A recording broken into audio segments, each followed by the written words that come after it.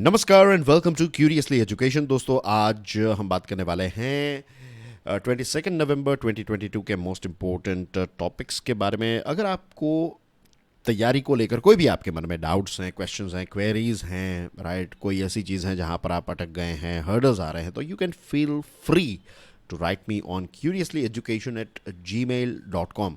दोस्तों, we proudly support Mission Life. ये जो क्लाइमेट चेंज के खिलाफ जो लड़ाई है इसको डेमोक्रेटिक बनाता है। Let's talk about science of trouble. Directly point पर आते हैं। द हिंदू का ये आर्टिकल है 19 नवंबर को। पता है क्या हुआ? मंगलुरु जो कर्नाटका में है वहाँ पर एक ब्लास्ट हुआ, और ये जो ब्लास्ट हैं ये एक चिंता का विषय है कि हमारे देश में रेडिकलाइजेशन जो है वो, यहाँ पर देखिए शब्द जो हैं, among A section of Muslims, right.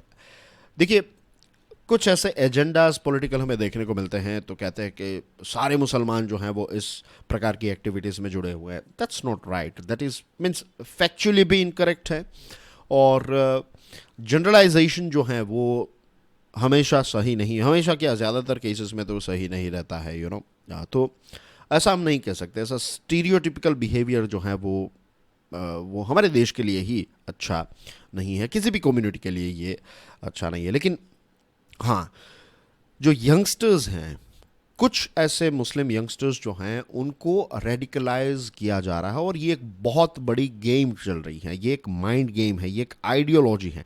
Terrorism जो है ना, वो एक विचारधारा है।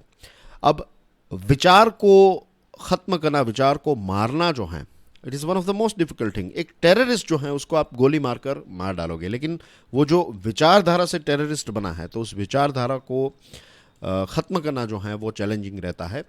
क्योंकि टेररिज्म को अगर ख़त्म करना है तो उसके लिए पता है कौन सी विचारधारा हमें चाहिए? ह्यूमैनिटी, मानवता।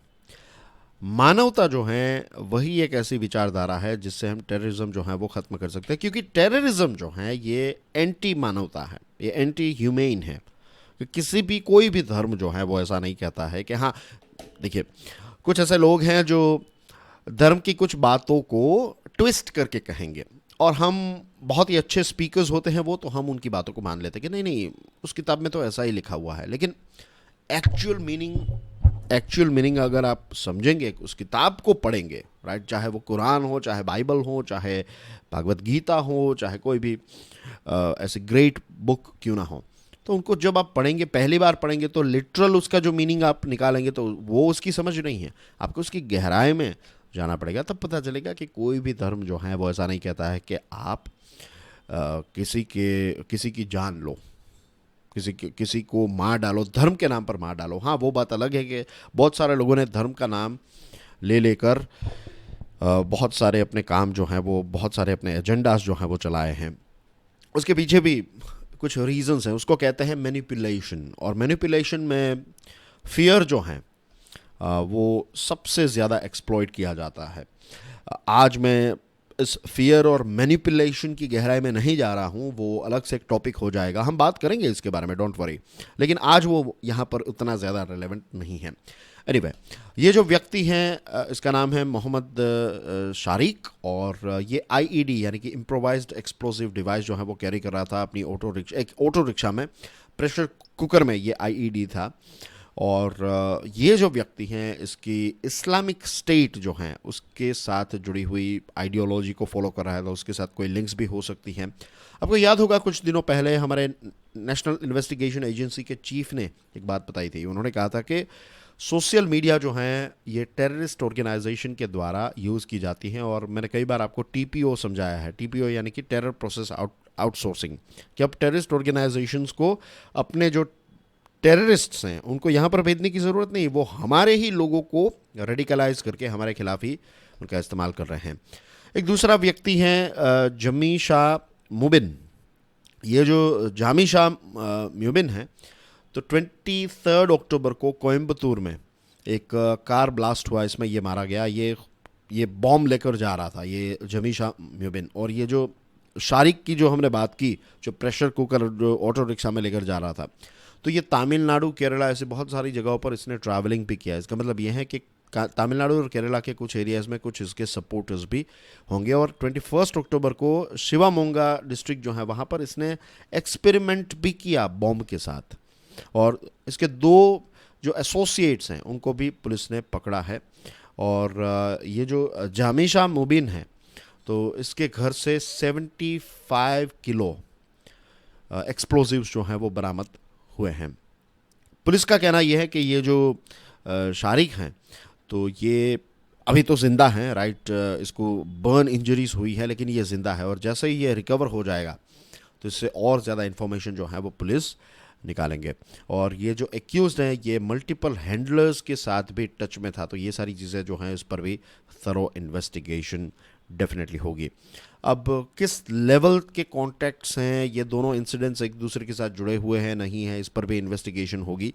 और गवर्नमेंट का डेटा ये कहता है कि Jammu and Kashmir, north east और लेफ्ट विंग एक्सट्रीमिज़म से अफेक्टेड प्रभावित जो राज्य हैं तो वहाँ पर इस प्रकार के टेरर इंसिडेंट्स जो हैं वो थोड़े डाउन हुए हैं। लेकिन ऑफ कोर्स विजिलेंट हमें, यानी कि चौकन्ना जो हैं वो हमें रहना पड़ेगा, और हमारी इन्वेस्टिगेशन एजेंसीज जो हैं उनके विजिलेंस की वजह से इस प्रकार के टेरर एक्टिविटीज़ को या फिर टेरर इंसिडेंट्स को हम प्रिवेंट कर पाए हैं। इसी के साथ साथ सोसाइटी में भी पीस और हार्मनी जो हैं ये बहुत ही इंपॉर्टेंट है। जैसे मैंने बताया ना कि टेररिज्म को ख़त्म करना है तो ह्यूमैनिटी को और ज़्यादा स्ट्रॉन्ग हमें बनाना पड़ेगा। तो यही है, जो भी पॉलिटिकल ग्रुप या फिर कोई ऑर्गेनाइजेशन हमारे देश में अगर कोई भी भड़काऊ भाषण दे रहे हैं, ऐसी एक्टिविटीज़ कर रहे हैं जिससे हमारे देश की जो सोशल हार्मनी है वो डिस्टर्ब हो रही है, तो उन पर एक्शन सरकार को लेनी चाहिए, फिर चाहे वो किसी भी ग्रुप को रिप्रेजेंट क्यों ना कर रहे हों, वरना यह चैलेंज जो है वो बढ़ता ही जाएगा। एक और ऐसा टॉपिक आज हम डिस्कस करने वाले हैं। फिलहाल के लिए this topic is over, now let's move on to the next one, laws and rules. The Hindu का ये आर्टिकल है। The Left Democratic Front government in Kerala is bringing a bill. Kerala की सरकार जो है वो एक बिल लेकर आने वाली है, और ये बिल जो है वो बेसिकली गवर्नर जो हैं उनको स्टेट यूनिवर्सिटीज़ के चांसलर के रूप में जो उनको पोजीशन मिलती है गवर्नर को, तो उसमें से उनको हटाया जाएगा। ये बिल जो है वो सरकार लेकर आने वाली है, और वहाँ के जो गवर्नर है आरिफ मोहम्मद खान, उन्होंने ये बता दिया है कि ये लेजिस्लेशन जो है उस पर वो दस्तखत नहीं करेंगे।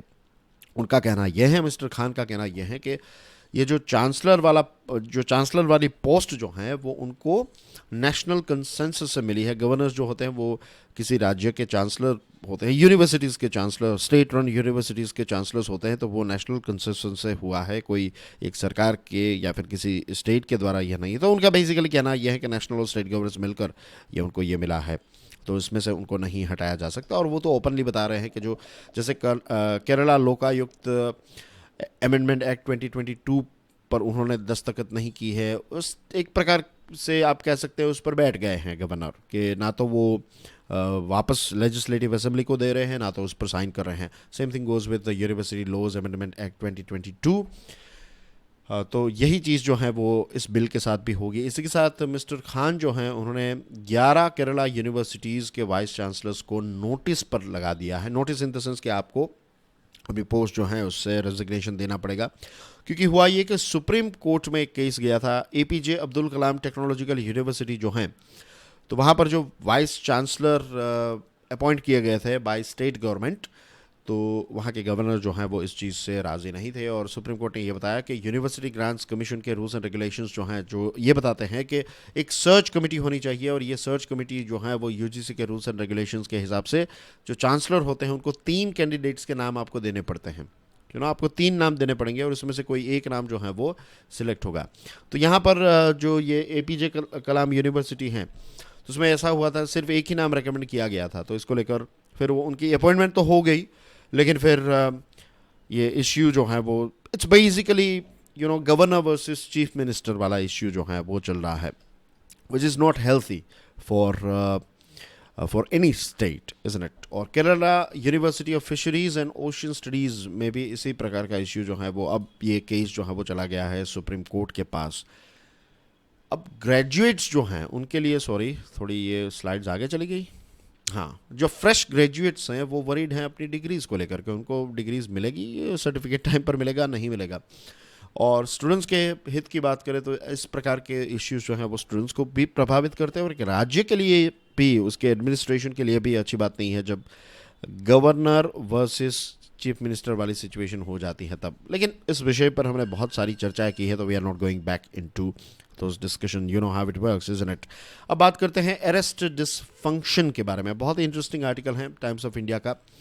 सीजेआई चंद्रचूड़ साहब जो हैं उन्होंने ये बताया, एक क्रिटिकल इश्यू को उन्होंने फ्लैग किया है और उन्होंने ये ऑब्जर्वेशन दिया है कि डिस्ट्रिक्ट जुडिशरी जो है वो हीनियस ऑफेंसेस में, जो थोड़े गंभीर ऐसे ऑफेंसेस होते हैं, तो उसमें बेल देने को लेकर डिस्ट्रिक्ट जुडिशरी हिचकिचाती हैं। और जजेस इसलिए हिचकिचाते हैं क्योंकि फिर उनको ये लगता है कि फिर उनको टारगेट किया जाएगा, लोग उन पर उंगलियां उठाएंगे, उन पर डिस्कशन होगी एंड थिंग्स लाइक दैट। तो ये एक ऐसी मैटर है जो कॉन्स्टिट्यूशनल कोर्ट्स जो हैं वो इसको सॉल्व कर सकती हैं। डिस्ट्रिक्ट जजेस, मैजिस्ट्रेट्स जो हैं उनको पावर्स लॉज से मिलते हैं। देखिए, जज या फिर कोर्ट जो होती हैं तो वो लॉ का इंटरप्रिटेशन करती हैं कि जो लॉ हैं, जुडिशरी लॉ नहीं बनाती है, लेकिन जो लॉ बनाया गया है तो उस लॉ का पालन करवाना एक प्रकार से, कि किसी ने उस लॉ को ब्रीच किया, उस पर पालन नहीं हुआ, उल्लंघन हुआ, किसी ने मर्डर कर दिया, व्हाटएवर, तो अगर कहीं पर लॉ वायोलेट हो रहा है तो फिर केस जो है वो कोर्ट के पास जाता है और कोर्ट जो है वो फिर अपना निर्णय देती है। तो इस प्रकार से चीज़ें जो है वो काम करती है, इज़न्ट इट। लेकिन जब हम जुडिशियल हायरार्की की बात करें, जो एक पूरा पिरामिड बना है, अगर आप देखेंगे कॉन्स्टिट्यूशन में, तो सुप्रीम कोर्ट और हाई कोर्ट जो हैं उनको सेम पावर्स दिए गए हैं। इनफैक्ट कुछ ऐसे एक दो चीज़ों में हाई कोर्ट के पावर्स जो हैं वो सुप्रीम कोर्ट से भी ज़्यादा है। लेकिन हमारे देश में एपेक्स कोर्ट के नाम पर हम किसको बुलाते हैं? एपेक्स कोर्ट जो है वो हम सुप्रीम कोर्ट को कहते हैं। तो ये पिरामिड में टॉप पर सुप्रीम कोर्ट, क्योंकि फिर जो कॉलेजियम है वो हाई कोर्ट के जजेस को अपॉइंट करना और ये सारी चीज़ें जो है वो सुप्रीम कोर्ट के हाथ में है। तो जुडिशियल हायरार्की जो है उसमें ये जो जजेस हैं, डिस्ट्रिक्ट जजेस और मैजिस्ट्रेट्स जो हैं, तो उनको सबसे बॉटम में गिना जाता है, उनको बॉटम में माना जाता है।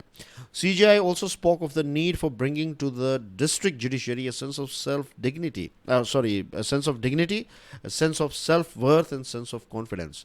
CJI साहब ने ये बताया कि हमारे जो डिस्ट्रिक्ट जुडिशरी, डिस्ट्रिक्ट जजेस और मैजिस्ट्रेट्स जो हैं, तो उनके अंदर एक डिग्निटी आए, सेल्फ वर्थ आए, उनको लगे कि नहीं वो सिर्फ हायरार्की का बॉटम पार्ट नहीं है, they play very important role of course, क्योंकि ग्रास रूट लेवल पर वही जो जस्टिस है वो डिलीवर करते हैं। बहुत कम लोगों के पास इतने पैसे होते हैं कि वो हाई कोर्ट जा सके या फिर सुप्रीम कोर्ट जा सके। तो we need to sort out this hierarchy. सबसे पहले तो उनको एम्पावर करने की ज़रूरत है। और इसी के साथ साथ CJI चंद्रचूड़ साहब जो हैं उन्होंने कहा है कि वो इक्वल स्टेक होल्डर्स है। जैसे मैंने आपको बताया वैसी ही बात उन्होंने बताई है कि डिस्ट्रिक्ट जजेस जो हैं वो सबोर्डिनेट्स की तरह उनको ट्रीट ना किया जाए। वो जजेस हैं, they are part of judiciary. तो ऐसा नहीं कोई ऊपर कोई नीचे, लेकिन वो कहने से नहीं होगा, वो रूल्स एंड रेगुलेशन से भी नहीं होगा, वो एक कल्चर जो होता है वो क्रिएट करना पड़ता है। I will give you one example. कुछ घर ऐसे होते हैं जिसमें पेरेंट्स कहते हैं या फिर ग्रैंड पेरेंट्स ये कहते हैं कि बेटा आपको कोई भी अगर प्रॉब्लम हो लाइफ में, खास करके जब लड़का लड़की कॉलेज में एंटर करते हैं, तब वो ये डर रहता है कि उनको किसी के साथ ऐसा लव अफेयर ना हो जाए, भागकर शादी ना कर ले। तो फिर वो अपने बच्चों को कहते हैं कि बेटा अगर ऐसा कुछ भी हो तो आप हमें बताइएगा, ठीक है, ऐसे कोई भी डिसीजन मत लीजिएगा। तो बच्चे को लगेगा कि ओके चलो यहाँ पर, लेकिन वो ऐसे ही थोड़ी बता देगा या बता देगी। उसको वो एनवायरनमेंट जब तक महसूस नहीं हो, आप उनको कह देंगे या फिर उसके कमरे में जाकर एक आप लिख भी देंगे कि if you fall in love then do inform your parents, तो वो थोड़ी अपने पेरेंट्स को ऐसे बता देंगे। नहीं, उनको ऐसा जब फील होगा कि नहीं, अगर हम हमारे पेरेंट्स को ये बात बताएंगे तो वो समझेंगे, तब जाकर वो बात बताएंगे। और फिर बात बताने के बाद फिर पेरेंट्स कैसे रिएक्ट करते हैं, that will decide future decisions, के फ्यूचर में अगर ऐसा कुछ हुआ तो फिर वो बताएंगे नहीं बताएंगे, इट डिपेंड्स। इट्स लाइक अगर किसी ने सच बताया और फिर आपने उसको मार कर पीट दिया, तो उसके बाद वो कभी भी सच नहीं बताएगा, वो एक लेसन सीख लेगा कि सच बताओगे तो ऐसा होगा। Same thing goes with an organisation. बहुत सारी कंपनीज ऐसा करती हैं, और जो टॉप बॉसेस होते हैं वो कहते हैं कि ये रहा मेरा फ़ोन नंबर, आप कोई भी प्रॉब्लम हो, कोई भी इश्यू हो, आप डायरेक्टली मुझे कॉल कर सकते हैं। लेकिन लोग ऐसे थोड़ी कॉल करेंगे अपने बॉसेस को कि सर ये प्रॉब्लम है, वो प्रॉब्लम है। नहीं, वो एनवायरनमेंट जब क्रिएट होगा तब डेफिनेटली वो ईमेल करेंगे, फ़ोन करेंगे। तो this is how it works. तो वो कल्चर जो है वो सुप्रीम कोर्ट को क्रिएट करना पड़ेगा और उसके बाद हाई कोर्ट को ये कल्चर क्रिएट कैरी फॉरवर्ड करके डिस्ट्रिक्ट जजेस तक ले जाना पड़ेगा, तब जाकर उनको ये फील होगा कि नहीं, हम सबॉर्डिनेट्स नहीं हैं, हम एक जुडिशरी की एक बहुत इंपॉर्टेंट पार्ट हैं। जो जजेस होते हैं डिस्ट्रिक्ट लेवल पर, तो वो हाई कोर्ट के जजेस जो हैं तो उनके एडमिनिस्ट्रेटिव सुपरिंटेंडेंट्स के तहत काम करते हैं, तो बहुत सारा प्रेशर उन पर भी रहता है, एक फियर भी रहता है कि हाई कोर्ट के जजेस जो हैं वो कोई उनको, they are like their direct bosses, तो उनको डर रहता है कि हाई कोर्ट जो है वो हमसे नाराज़ ना हो जाए एंड थिंग्स लाइक दैट। और हाई कोर्ट और सुप्रीम कोर्ट को कॉन्स्टिट्यूशन का प्रोटेक्शन मिलता है जजेस को, हाई कोर्ट के और सुप्रीम कोर्ट के जजेस को। डिस्ट्रिक्ट जज के पास ऐसा कोई प्रोटेक्शन जो है वो नहीं है। अब ये सारी चीज़ों की वजह से पता है क्या हो रहा है कि बेल नहीं मिल रही है, बेल ग्रांट वो नहीं कर रहे हैं, और ये बेल ग्रांट नहीं कर रहे हैं, इसकी वजह से ये हो गया है कि अंडर ट्रायल प्रिजनर्स जो हैं उनकी संख्या बहुत ज़्यादा बढ़ चुकी है। अब कन्विक्शन रेट देखिए, मर्डर में 42% कन्विक्शन रेट है, रेप में 28% है, इकोनॉमिक ऑफेंसेस में 29% हैं। और अगर आप बेल नहीं देंगे तो होगा ये कि एक व्यक्ति जो है 5, 10, 15 साल के बाद पता चलेगा कि वो मासूम है, वो प्रूव नहीं हुआ फॉर वट एवर रीज़न, तो क्या होगा कि उसके तो जीवन जो है वो बर्बाद हो जाएगा। तो बेल नहीं देना जो है that is also not right. और कानून क्या कहता है, इनोसेंट अनटिल प्रूवन गिल्टी। आप पर किसी ने इल्ज़ाम लगाया तो उसका मतलब ये नहीं है कि आपने वो किया ही है। हमेशा ये कहा जाता है ना, एलेज्ड, कि ये इल्ज़ाम लगाया गया है कि ऐसा इसने किया है, लेकिन फिर कोर्ट में तय होगा कि उसने किया है या नहीं किया है। तो जो मीडिया ट्रायल्स होता है उसमें तो उसी वक्त सारी चीज़ें फैसला हो जाता है मीडिया में, यू नो, कि नहीं नहीं इसी ने ही ये चीज़ की है, ये वो एक्सेट्रा। बट रियलिटी ये है। लेकिन जब आप इनोसेंट अनटिल प्रूवन गिल्टी, ये अगर डिक्टम है तो फिर बेल क्यों नहीं देते? वो यही होता है कि मीन्स वो ये डर है कि अगर उसको बेल दी गई तो वो विटनेस या फिर सिटीजन्स को परेशान करेंगे, थिंग्स लाइक दैट। लेकिन वेस्टर्न वर्ल्ड में क्या किया गया है, वहाँ पर एंकल ब्रेसलेट होता है आपके, मैंने देखा है वो, राइट, ऑफकोर्स पहना नहीं है मजाक कर रहा हूँ, नहीं सीरियसली पहना नहीं है, लेकिन देखा है। तो जो एक means I was also surprise to find out के एक व्यक्ति था, तो उसके पैर में ऐसा एक ब्लैक कलर का एक डिवाइस था, यू नो, एक बहुत ही सॉलिड डिवाइस था जो उसके पैर में था, एंकल पे। तो वो नॉर्मल सारी चीज़ें कर सकता है, शूज़ पहन सकता है, जीन्स पहन सकता है, सारी चीज़ें। तो वो उसके एंकल में वो चीज़ थी। तो मैंने अपने रिश्तेदार से पूछा कि व्हाट इज़ दिस। उस टाइम पर मैं जस्ट नया नया यूके गया था तो मुझे पता नहीं था। मैंने कहा उसने क्या पहना है वो पैर में? तो फिर उन्होंने मुझे कहा कि ये एक ऐसा ब्रेसलेट है जो उसको बेल दी गई होगी, मीन्स बेल दी गई है, वो एक गुंडा ही था वहाँ पर, एक लोकल गुंडा था वो। तो वो जेल में था, लेकिन उसको बेल इस बात पर दी गई थी कि तुझे इस एरिया के बाहर नहीं निकलना है। एक एरिया दिया गया था कि इस एरिया के बाहर तू नहीं निकलेगा। तो बोला चलो ठीक है। वो अगर उस कंडीशन में फिर उसको पैर में वो पहनाया जाता है, और फिर अगर वो उस एरिया के बाहर निकलता भी हैं तो फिर पुलिस वाले जो हैं वो उनको ट्रैक कर सकते हैं, रियल टाइम मॉनिटरिंग होता है उसका। तो उनको पता चल जाएगा, उनको नोटिफिकेशन मिल जाएगा कि ये व्यक्ति जो हैं वो इस एरिया के बाहर निकलने का उनको मना किया है, तो वहाँ से वो निकला तो फिर उसको, और वो इतना सॉलिड होता है ये एंकल ब्रेसलेट कि वो हाथों से या फिर कोई कैंची से या फिर कोई भी चीज़ से वो जो है वो कट नहीं कर पाएगा। वो पुलिस वालों के पास ही उसकी अनलॉक करने की वो चाबी जो है वो उनके पास ही होती है। तो वो ऐसा नॉर्मल जीवन जी पाएगा, उसका वजन भी इतना ज़्यादा नहीं होता है। लेकिन this is how it works. तो ऐसी चीज़ हमारे देश में भी की जा सकती है। वो जेल में एक व्यक्ति को रखने से अच्छा है कि उसको ये एज ए एंकल ब्रेसलेट पहना कर फिर छोड़ दिया जाए, you know. Few UTPs can plead for bail for high court. जैसे मैंने आपको बताया हर कोई हाई कोर्ट में नहीं जा सकता, it's very very expensive. 3,000 bail pleas जो है वो सुप्रीम कोर्ट में पेंडिंग है, 1 lakh bail pleas high court में पेंडिंग है। 75% जितने लोग जो जेल में हैं वो अंडर ट्रायल्स हैं, अभी फैसला नहीं हुआ है।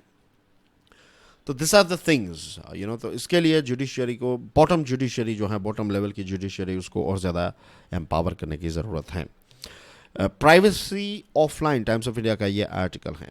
अब कर्नाटका में कुछ समय के बाद, कुछ महीनों के बाद असेंबली इलेक्शंस होने वाले हैं, और इससे पहले एक नया मुद्दा वहाँ पर आ गया है, और वो ये है कि इलीगल तरीके से लोगों का सेंसिटिव पर्सनल डेटा जो है वो कलेक्ट किया गया है। एक एनजीओ है जिसका नाम है Chilume educational cultural and rural development trust. अब इसको बेंगलुरु सिविक अथॉरिटी ने परमिशन दी थी कि आप वोटर अवेयरनेस ड्राइव जो है वो क्रिएट करें। तो फिर ये एनजीओ ने क्या किया, इन्होंने ये एनजीओ के लोग जो हैं उन्होंने अपने आप को सिविक ऑफिशियल्स बताया कि हम म्यूनसिपालिटी से आ रहे हैं, और फिर उन्होंने लोगों का पर्सनल डेटा जो है, सेंसिटिव डेटा जो है वो कलेक्ट कर लिया, और ये बात जो है वो अब सामने आई है। ये एनजीओ के कुछ लोगों को अरेस्ट भी किया गया है।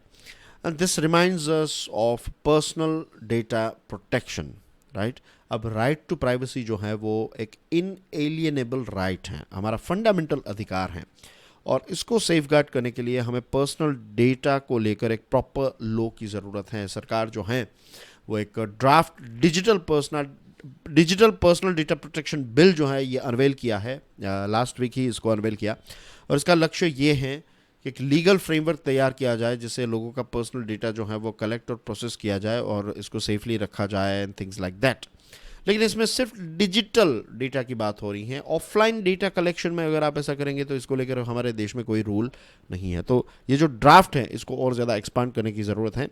आप किसी भी प्रकार का डेटा कलेक्ट करें, ऑनलाइन हो ऑफलाइन हो, मेथड कोई भी हो, इसका कोर प्रिंसिपल यही होना चाहिए कि प्रॉपर कंसेंट हो, पर्पस जो है वो लिमिटेड हो, और लोगों की प्राइवेसी जो है उसका उल्लंघन ना हो एंड थिंग्स लाइक दैट। और लो एजेंसीज जो हैं, गवर्नमेंट एजेंसीज, अगर गवर्नमेंट एजेंसीज किसी आतंकवादी को ट्रैक करने के लिए उसका पर्सनल डेटा यूज़ कर रही है तो दैट इज़ एक्सेप्टेबल। लेकिन फिर लोगों का अगर डेटा गवर्नमेंट एजेंसीज के पास है तो उसमें राइट चेक्स एंड बैलेंसेस होने चाहिए कि अगर आप किसी का पर्सनल डेटा यूज़ कर रहे हैं तो फिर प्रॉपर सिग्नेचर होनी चाहिए विदाउट परमिशन। ये चीज़ किसी के पास नहीं होनी चाहिए, वरना फिर इसका दुरुपयोग होगा, और ख़ास करके रूलिंग पार्टीज जो हैं उसका दुरुपयोग ईजिली कर सकती है, तो ऐसा ना हो। It's like this reminds me of वो फ़ोन नंबर कि किसने किन को कॉल किया। ये कॉल लिस्ट जो है वो पहले ईजिली मिल जाता था, अब डिफ़िकल्ट हो गया। पहले ऐसा था कि अगर आपकी थोड़ी बहुत जान पहचान है, 2-3 फ़ोन कॉल्स करोगे ऐसे वेल कनेक्टेड लोगों को, तो पूरा आपको डेटा जो है वो मिल जाएगा। लेकिन अब इतना इजी नहीं है। कुछ लोग ऐसा भी करते होंगे आज, आई एम नॉट श्योर, लेकिन पहले it was very very easy. Police constable जो हैं वो भी ये इजीली निकाल सकते थे, लेकिन अब वो उतना इजी नहीं रहा है। तो this is how it should be कि चेक्स एंड बैलेंसेस होने चाहिए। अगर सरकार के पास सारा डेटा है तो फिर ये इसका एब्यूज़ ना हो, इसके सेफगार्ड्स जो हैं वो बिल में होने चाहिए और प्रॉपर इम्प्लीमेंटेशन होना चाहिए। कतार डिसीजन ए लेट डाउन, ट्रिब्यून का एक बहुत ही इंटरेस्टिंग आर्टिकल है। जाकिर नायक एक फ्यूजिटिव है, फ्यूजिटिव यानी कि एक भगोड़ा है, इस्लामिस्ट एवेंजलिस्ट है ये, जो प्रचार और भाषण पहले बहुत आते थे इसके वीडियोस एंड थिंग्स, ये जाकिर नायक के। तो ये न्यूज़ में इसलिए है, ये भारत का है और फिर ये चला गया है कहाँ, मलेशिया, और मलेशिया में इसकी परमानेंट रेसिडेंसी है। तो भारत छोड़कर वहाँ पर चला गया। भारत का मोस्ट वांटेड फ्यूजिटिव है, फ्यूजिटिव्स के लिस्ट में है, और भड़काऊ भाषण और ये सारी चीज़ें देना, लोगों को रेडिकलाइज करना, इस प्रकार की चीज़ें उनकी ऑर्गेनाइजेशन कर रही हैं। और मलेशिया में भी ये स्पीचेस नहीं दे सकता क्योंकि वहाँ पर भी उसने हेट स्पीचेस दी थी। अब कतार जो है, कतार ने क्या किया, 2022 फीफा वर्ल्ड कप जो है, तो एक रिलीजियस लेक्चर इन्होंने इसका वो किया है कि भाई ये रिलीजियस लेक्चर डिलीवर करेगा ये जाकिर नायक। तो भारत को तो बिल्कुल ये पसंद नहीं आएगा, और ग्लोबल कम्युनिटी, बहुत सारे देशों ने भी इसका विरोध किया है। और फुटबॉल और स्पोर्ट्स जो है वो यूनिवर्सलिज्म, ओपननेस, वननेस, इसको प्रमोट करते हैं, और आप ऐसे व्यक्ति को बुला रहे हैं जो भड़काऊ भाषण और इस प्रकार की चीज़ें। नायक की जो इस्लामिक रिसर्च फाउंडेशन है जिसको इलीगल 2016 में बताया गया था, और किस प्रकार की एक्टिविटीज़ ये इस्लामिक रिसर्च फाउंडेशन कर रही हैं, extolling terrorist, justifying suicide bombing, promoting forcible conversion, hate speeches, money laundering, इस प्रकार की चीज़ें। और ये इसकी जो पीस टीवी हैं ये बांग्लादेश, श्रीलंका, कनाडा, यूके, इन सारे देशों में, और भारत में भी ऑफ कोर्स बैंड है।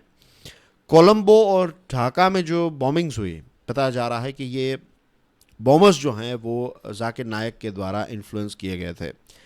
और अब दुनिया के अलग अलग देश जो हैं वो कतार पर प्रेशर क्रिएट करेंगे तभी इसमें कुछ चीज़ जो है वो, ये means this is not acceptable at all, right. और नायक जो है उसका एक्स्ट्राडिशन के मलेशिया से उसको भारत लाया जाए, तो अभी तो नहीं लग रहा है ऐसा होगा, नहीं होगा।